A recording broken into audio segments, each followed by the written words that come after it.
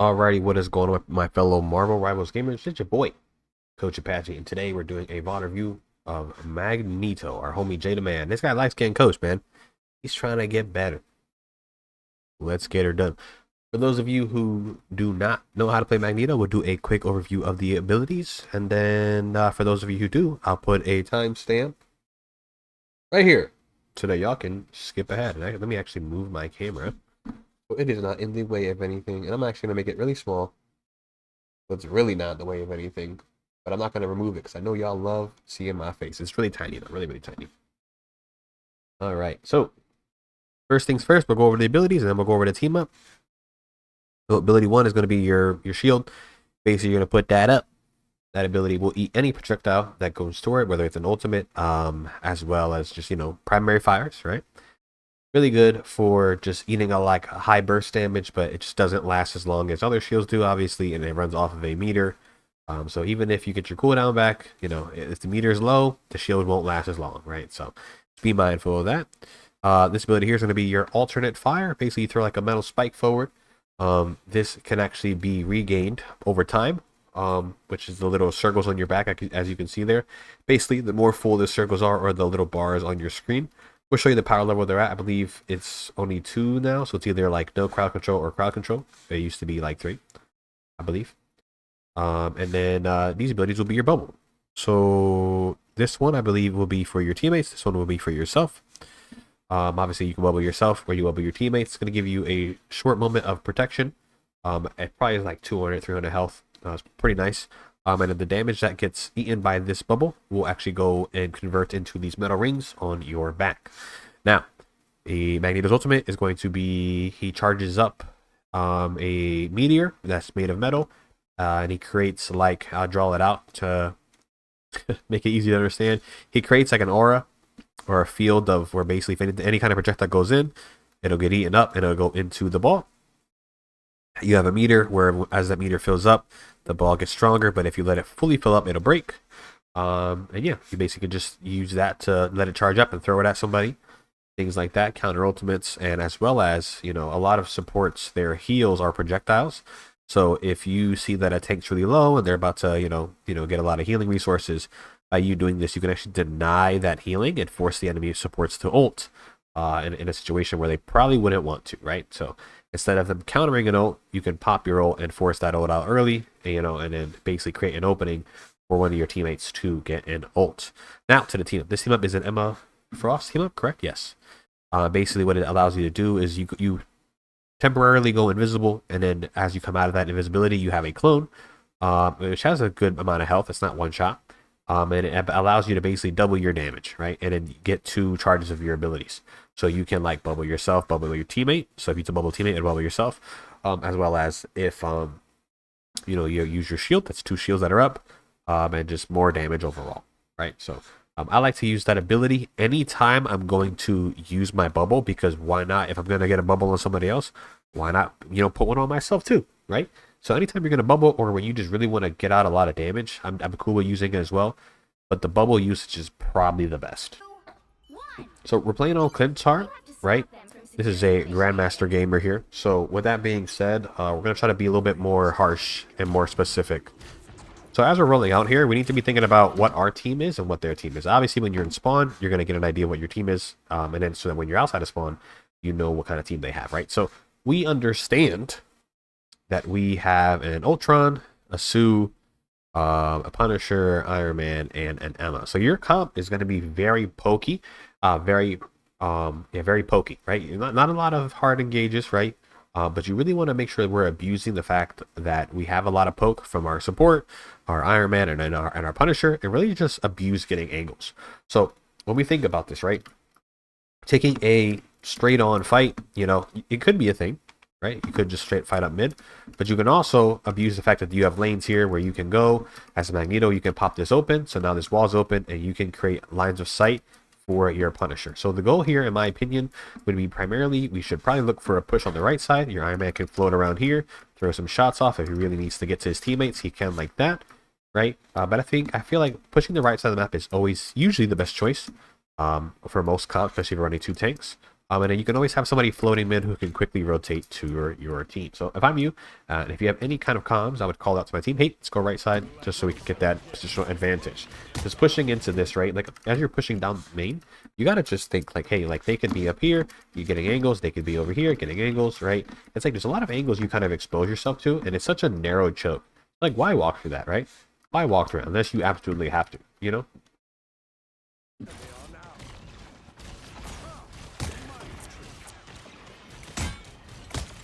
So one thing to also consider is when we look at their team comp, right? Is it worth taking a fight like this where we're not really actively fighting for map control and we're just poking? Because when you do this, instead of getting good, solid map control, where you're forcing them to, like, you know, take cover because, you know, there's not a lot of cover back there. So by opening this up, you kind of really open this up instead of like giving them like, oh, I got cover here, I got cover here, I got cover here, right? By opening this wall up, by playing multiple angles with the comp that you have, anybody that's here has to, oh, I can't play here anymore. Oh man, oh, I can't play here anymore. Oh, I gotta back up. Like, it just, by opening up the map, you make it really hard for the enemy to play around this objective. But by walking down mid very slowly, you're like kind of like playing the gamble of who's gonna get more ult charge, us or them, and then sometimes it just doesn't go in your favor, and that's not optimal.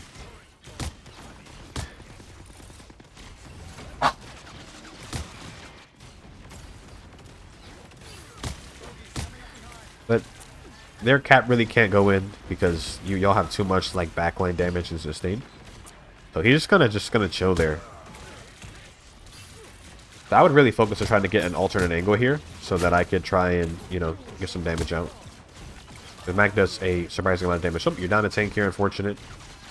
Fighting with this right now is kind of rough because you just don't have the health to kind of walk through. Lost another one, so yeah, it's gonna back up here. I should have backed up a lot earlier because now they're really gonna just run you down. You get a pick, but you get a trade back. You gotta bubble yourself out, then shield. Bubble. Yeah, nice. You shield up here. You get your shield again. So hopefully we learn from that first engagement that we really can't just walk down mid, and hopefully we get another, like, we get an off angle towards the right side. Very bold. I guess you were just trying to get that mark. You almost have your ult here. Yeah, bubble. Don't be afraid. Somebody snuck behind. Yeah, unfortunate. You get one tick, that's huge. Got a tick.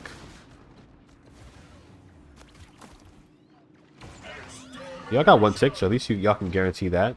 And if she can live, that's pretty huge. You play by the magic. Alright. We're coming back. Boom, big pick by the Iron Man. Honestly, just keep walking. You don't need to worry too much about this guy. Nice, yeah. Honestly, your DPS...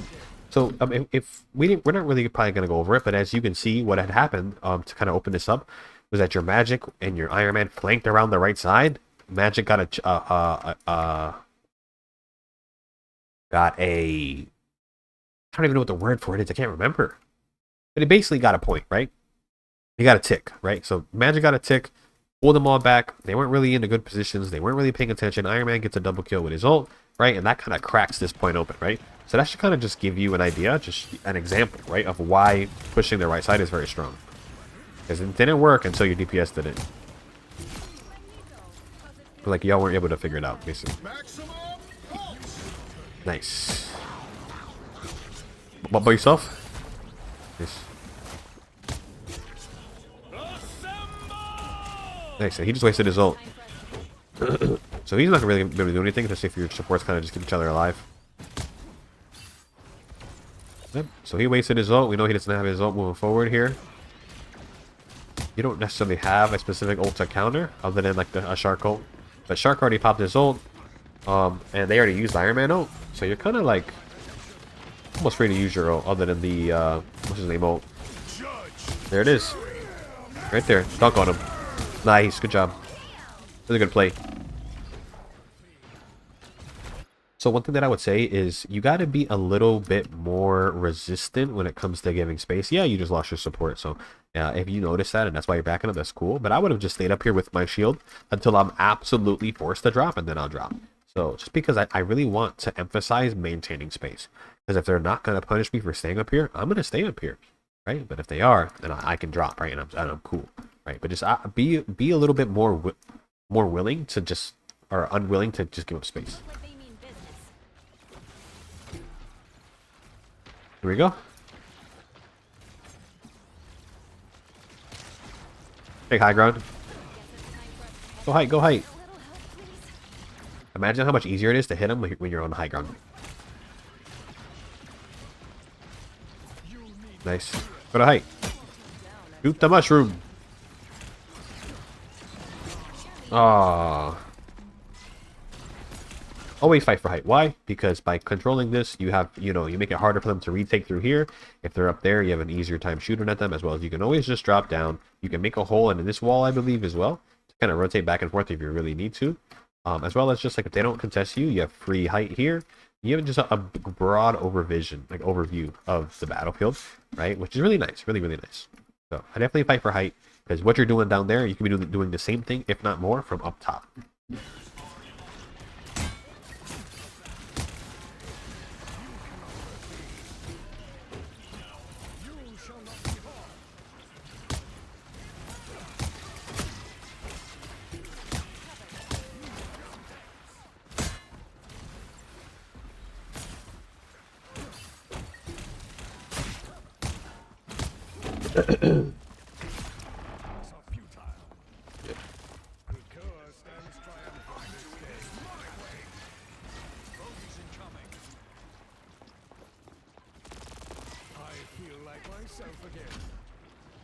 So, I know it's a little late to be bringing this up, but when it comes to compositions, certain compositions are going to enable you to do different things. So, since you guys have 2 tanks, that's going to allow you to kind of control space more in terms of the amount of space, right? So, you're able to control more space. When you run solo tank comps, right, you're not allowed to necessarily control as much space. So you either have to you have to play for a specific space. So you either have to all out fight one lane for the most part, or it's play really spread, right? So there's no like when you're playing that solo tank, it's really hard to kind of just like control, try to control a lot of map control, because your tank can't handle fighting 2 tanks. And then if you try to stack up to fight that tank, they can easily spread out a little bit, and now you have like a double front kind of pushing forward from sort of different areas, which make it hard as well. And then when you have like 3 tanks, like you're really set on just fighting for a specific space, right? So when you think about the enemy team here, in relation to how should I play this, understand that yes, you can help your other tank, you could play in similar space, but if Cap is too busy brawling this person, you can quite literally get like a sort of like an off angle, and now they have to worry about you. And it's not like you're just a tank or you're a DP, like just any DPS. Like you're Mag. He does a lot of burst. So if they fall asleep while you're getting an off angle, one primary, one alt fire, you basically can delete somebody, especially if they're not full health. You know what I'm saying? Like, so don't be afraid, especially when your bubble cooldown is down. So like try to drift a little bit to try to like look for opportunities to punish things that Cap can't really do anything about. Because Cap really isn't like a PO/healthy tank. It's kind of more just like a aggro disruptor.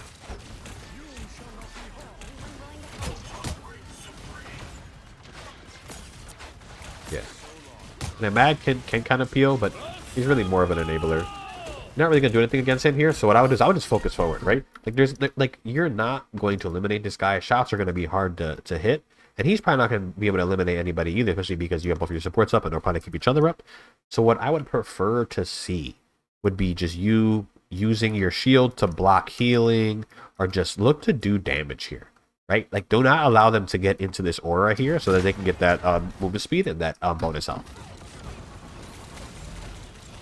Because once they get in, now they become more of a problem.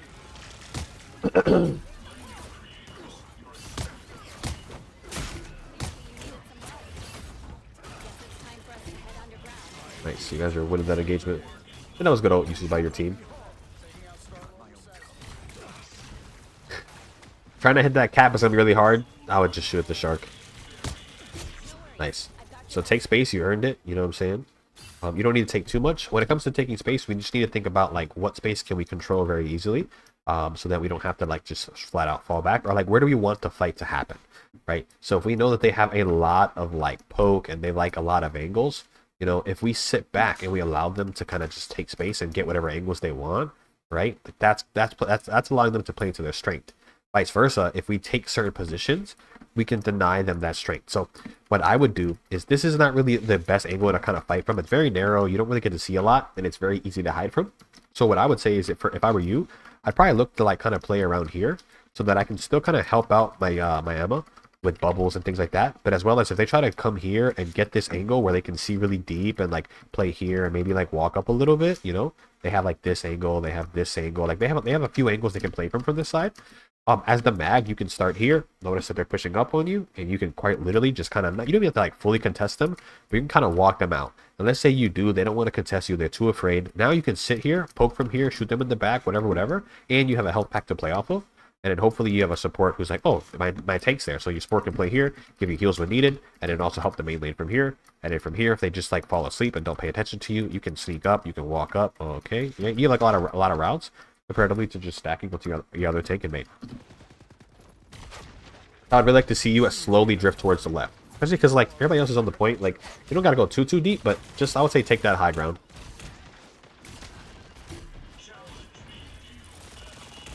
So right here, they're not really engaging. You're one shot off of the ult.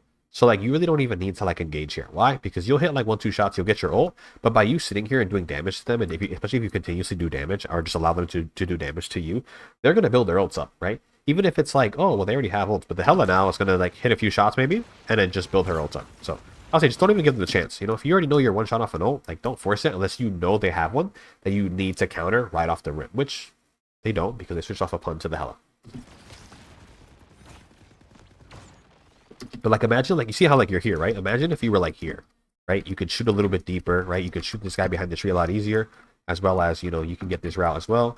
Not saying that you have to force it, but as the cart moves, it kind of just will open up if nobody's contesting it. Also, direct hits do more damage, but don't be afraid to just shoot at their feet. Right here, use your team up. The second you see the circle, bubble somebody. Why? Because it'll bubble them and it'll bubble you. Team up. So instead of only bubbling yourself, he did dodge it. But you could have just in case, you could have hit somebody else that just in case they were in this area as well. It sounded like he did grab somebody. He did grab somebody. He could have prevented that. Right there. This is a really hard ult to hit because he's in the air. So as I'm floating up here, I'm probably looking somewhere else to see who else I can shoot at. Because this is a really hard ult to hit. Now, and if you're going to go for it, what's easier, hitting a direct shot or trying to bait him close to this so that we can throw it at the wall, right? Because it does have an explosion radius. It's not about hitting him directly, right? It's just about getting the radius there, right? So boom, boom, boom, charging. Right here, as you see that he's going this way, what I would do is I would aim towards his right because he's going to be like, oh, he's trying to hit me. He's going to strafe back to the left, right? Throw it right here. He's already used both his dodges. You kill him. You hit this wall here, like right here. Oh, he's gone. Right? So in this scenario, if there's nothing to bank off of, obviously, and you got nothing else to look at, right? If you can't hit nothing else and you can't bank nothing, you got to go for the direct. But, you know, try to bait them to get closer to walls so you can hit those bank shots. Or just like look somewhere else because you're probably going to hit Shark too.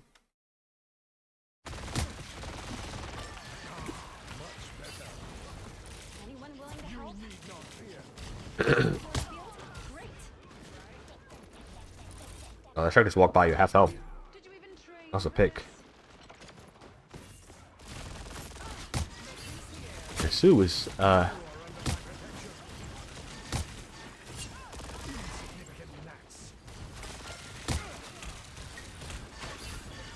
careful here. Got a minute left. You don't need to feel forced to like play really aggro here, but there is no tanks, it looks like. There he is. Yeah.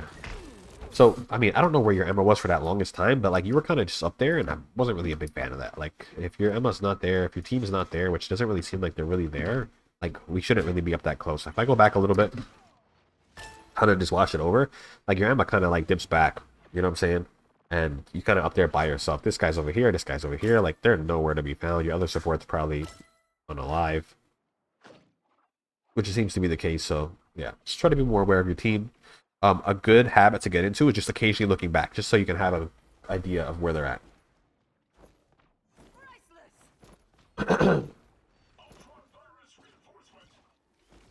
Only 60 seconds left.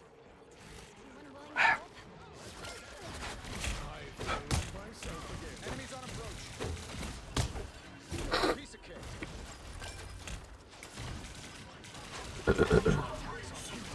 You're down 2, 40 seconds left. Nice, good pick. But you're down 2. Down 1 now, but cool. Your team is getting picks. Nice. Wake up, stop sleeping on the job. Close the wall behind her? You don't even need to. Walking forward. So at this point here, you should be going up this ramp in front of you. This should be your mindset here. Getting on this ramp, getting here, right? You get angles, get angles, get angles, right? If support's trying to walk out, you're not coming back and spawn. Be really annoying, right? Do your best to not allow them to get to help this guy, right? This guy's going to live very long, especially when he has support, so you need to cut off his support.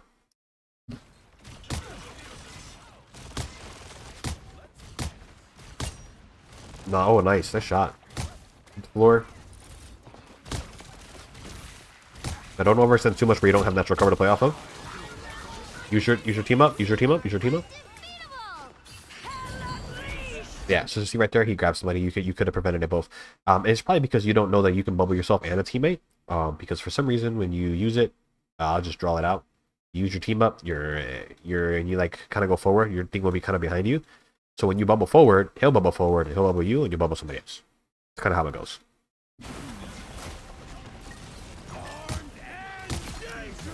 Works out anyways.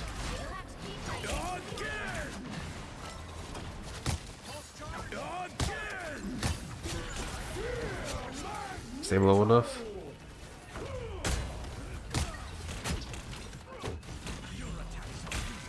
Yeah, bubble.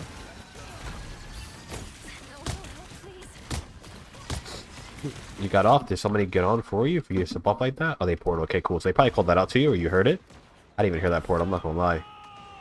I would stay at this tree. Why? Because I have kind of natural cover from this. I can keep pressuring him. As well as I can do a lot from here. You don't need to go nowhere here. By you walking away, you're kind of close. We're increasing the gap from this guy, so that now you're no longer a threat to this shark. But you want to maintain the threat to the shark. Unless your tank's gonna die, but I just don't really think that's the case. You see like how now he's able to play the game. You don't want to allow that.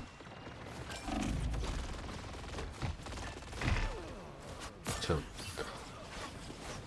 not saying that play wins you the game, but that could have been a great opportunity to disable him from doing anything. Or if he oversteps, you punish him. Alright, so you have an idea of what they're playing. So based on that information, you can kind of have a rough setup, but people can always change like y'all did. So here we are. Don't really have that range other than your right click, so just be wary. Like that you're close enough to help your teammates if need be. I like it to see you play top left.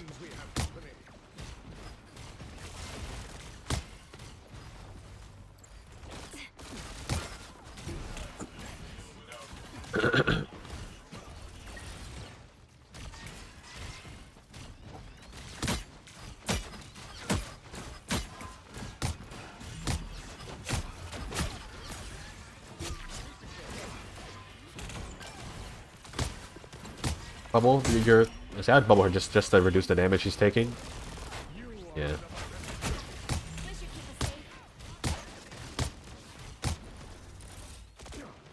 Another good idea too is if you know that your teammate's gonna take a lot of damage, and in a little bit, you can use your alt fire, and then when you go for that bubble, it'll kind of charge it back up. So that's like a really small tip.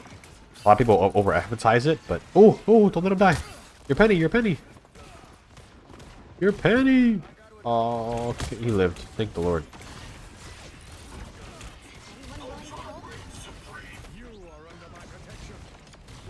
Worry less on the cap here. Look for other things. I like this, but aim for the floor, man.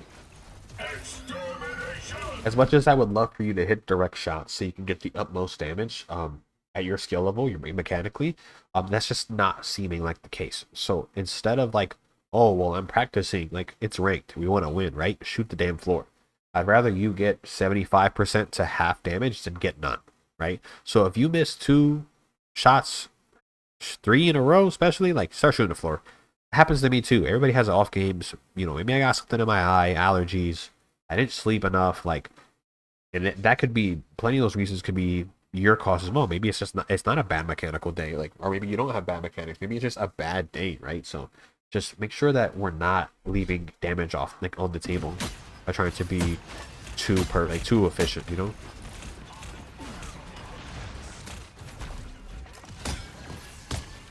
We are undefeatable. Like myself again.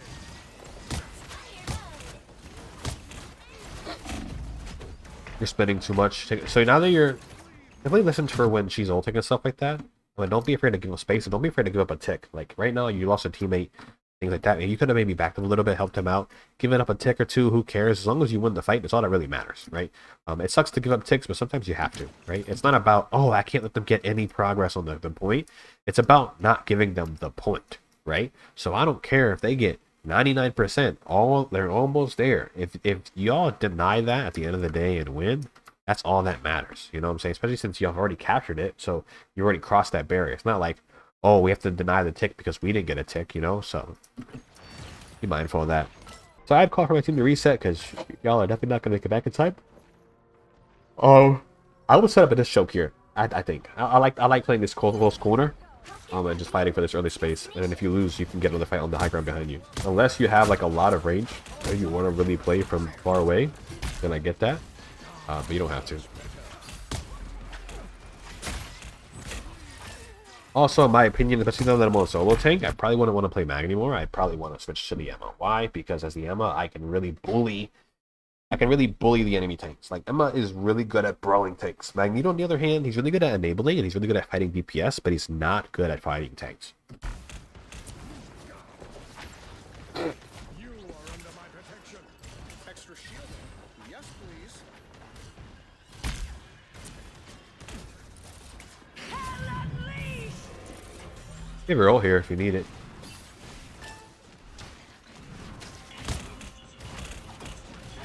So what I would have done here is I would have ulted. I would have ulted. I would have told my team to back up. I would have denied anybody from dying. And push comes to shove, I throw the meteor and I land right here, right? So that my team kind of has like, okay, well, at least we know that this is safe for us to walk back up and recontest height, right? But like just letting it go off there is kind of sketch. Like especially if you didn't turn around, which you didn't do, to see what's like, okay, where am my team even at, right? So if we go back a little bit, right? So we can get like a really good picture of this. Here we are, right? She's walking up, obviously she's looking for something. Hell unleashed, right? Or you could just be like, hey guys, burn the hell up, right? Like you could just pop your ult, right? And just let your team shoot her and just get her out of the ult. You know what I'm saying? Like you don't have to just give this space. Especially if you're not planning on retaking or something. He gets hooked, gets eliminated. Like you could have prevented basically all of that. Because hook is kind of a projectile as well. So you would have ate the hook. Instead, you lose a player, you lose space. Y'all get a trade, which is nice. So you end up, your teammates are ended up making plays, which is nice.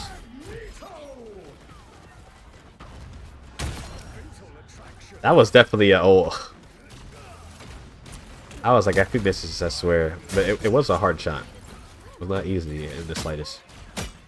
It's questionable, I'd say. Good job with Spider-Man. Sorry, my allergies are kicking my butt right now.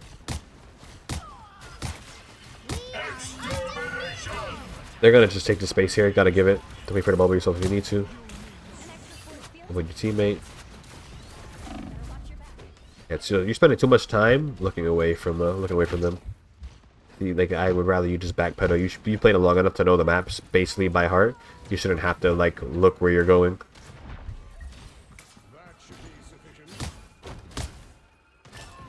Yeah, I think that bubble was a little too preemptive. And if you would have had it, maybe you could have saved your teammate. Looks like you used it a little too, fearfully, I guess. You definitely gotta. Oof, you don't have shield yet. Nice. Make sure we're looking for the because I can actually die. Nice. Rubble on your support. He's low. Oh, and unfortunately got eliminated.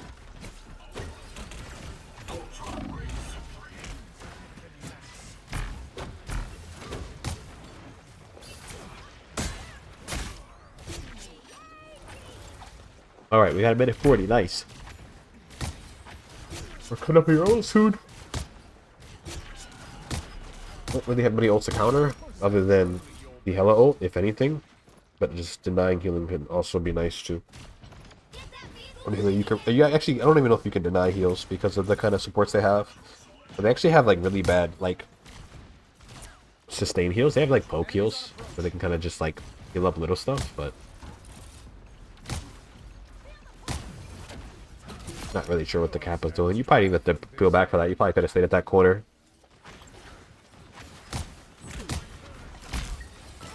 Avoid that hook.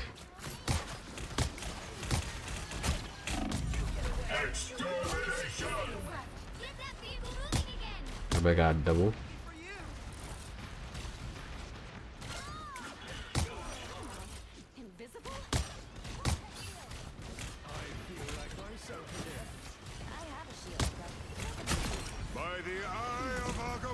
Oof, you barely walked into it, I think.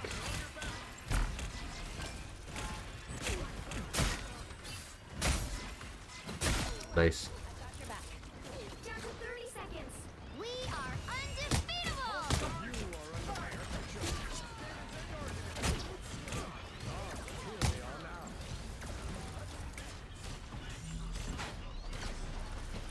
I'm gonna port back in. Oh, good patience. Good patience. Really good.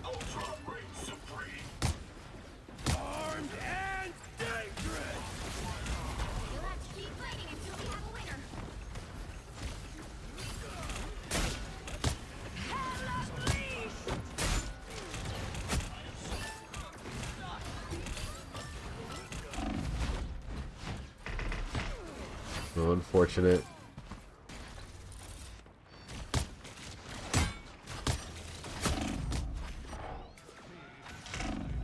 Gotta live here. Nice. So you are a solo tank now, so yes, you gotta contest the objective, but you also gotta really value your life, because if you fall, you know, that creates a huge gap. You're getting focused right now, you should be using your shield as you're backing up. Like, look towards the enemy, yes, please. Y'all are down 2, right? Like I said, you're solo tank, you're down 2, you cannot die. You want to really make sure that you're not using your bubbles for just anything, and it's gotta be for, like, emergencies.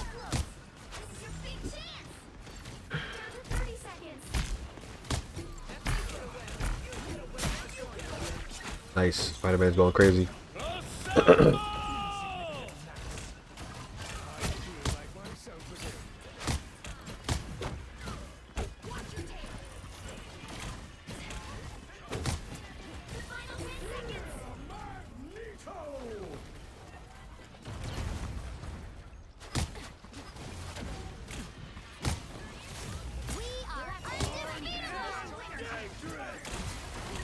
Gotta live. Wait.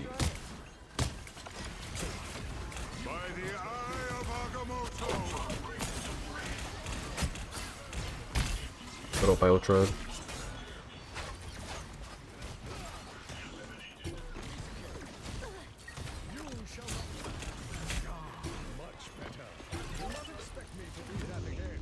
All right.